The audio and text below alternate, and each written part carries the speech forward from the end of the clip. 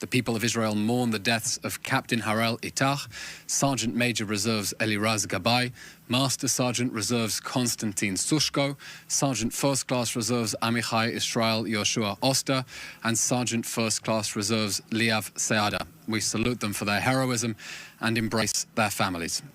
Since October 7, more than 13,000 rockets have been fired towards Israel, including a massive missile barrage toward Tel Aviv on New Year's Eve at midnight. While countries around the world had fireworks, we had Iron Dome interceptions as Hamas made sure to bring in 2024 with a bang. An update on the hostage crisis. Time is running out for the 133 hostages trapped in the Hamas terror dungeons. That's 129 from October 7 and 4 from before. Time has already run out for the more than 24 murdered hostages, with Hamas holding their bodies for ransom.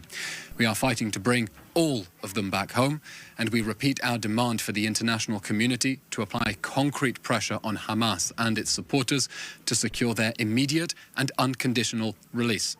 Until then, the Red Cross must have access, and foreign governments must apply adequate pressure to secure that access. There is no time.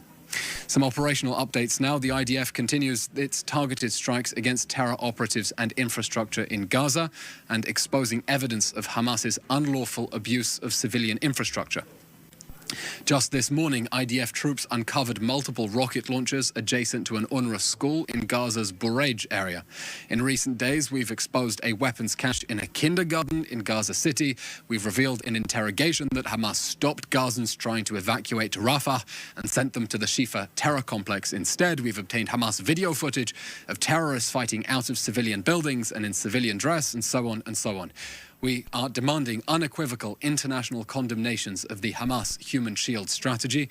Anyone complicit with that strategy through their silence only encourages terrorists to double down on that inhumane strategy. Now an update on South Africa. On October 7th, Hamas perpetrated an act of genocide on Israeli soil. Its death squads executed a campaign of systematic extermination with a clear mission to murder as many Israelis as possible, as sadistically as possible.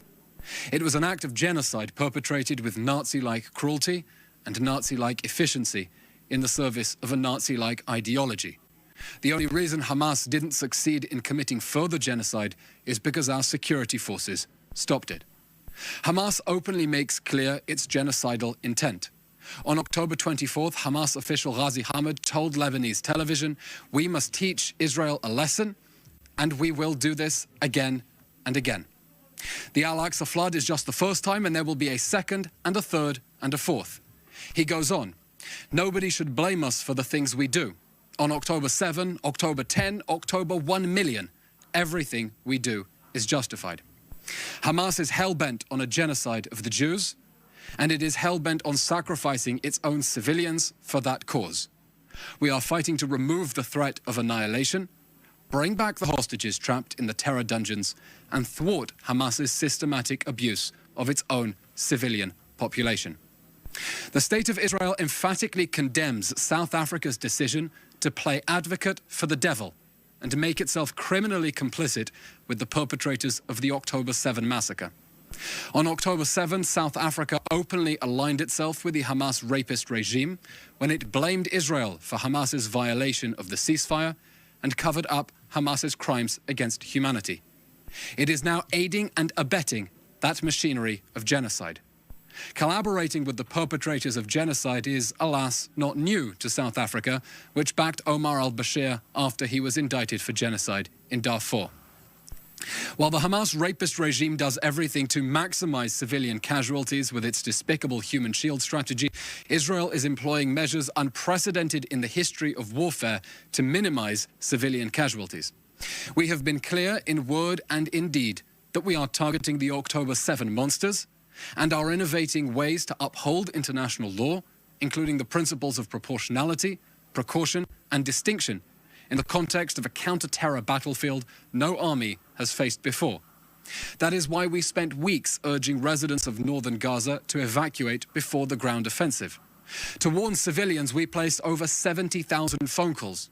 sent 13 million text messages, left 14 million voice messages, and dropped nearly 7 million leaflets, urging civilians to evacuate temporarily for their safety, informing them about humanitarian pauses and precise evacuation routes. That is why we secured humanitarian corridors for civilians to escape Hamas. That is why we set up a helpline for Palestinian civilians to tell our army if Hamas was stopping them fleeing. And that is why we designated a humanitarian zone in one of the only places in Gaza where Hamas was not already hiding behind civilians.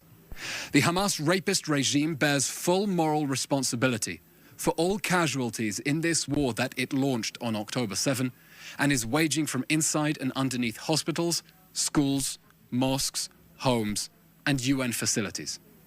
In giving political and legal cover to the October 7 massacre and the Hamas human shield strategy, South Africa has made itself criminally complicit with Hamas's campaign of genocide against our people. It shares culpability for the tragic loss of human life. The State of Israel will appear before the International Court of Justice at The Hague to dispel South Africa's absurd blood libel.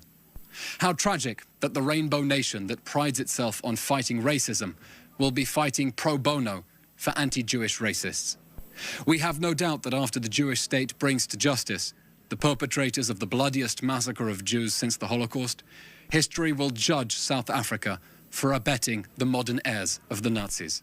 We assure South Africa's leaders, history will judge you, and it will judge you without mercy. That's the end of today's update. We'll now take your questions.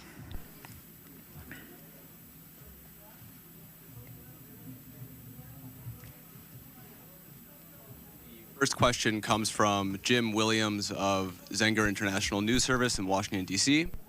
Eylon, do you know if the U.S. informed Israel prior to their attacks on Iranian proxies in Yemen, who have been aggressively attacking ships in the Red Sea? We have no comment on that. We, of course, welcome international action against the Houthi terror pirates who pose a threat not only to the State of Israel, but to international peace and security and the safety of global trade. This is a global threat and is right that it be addressed on a global level.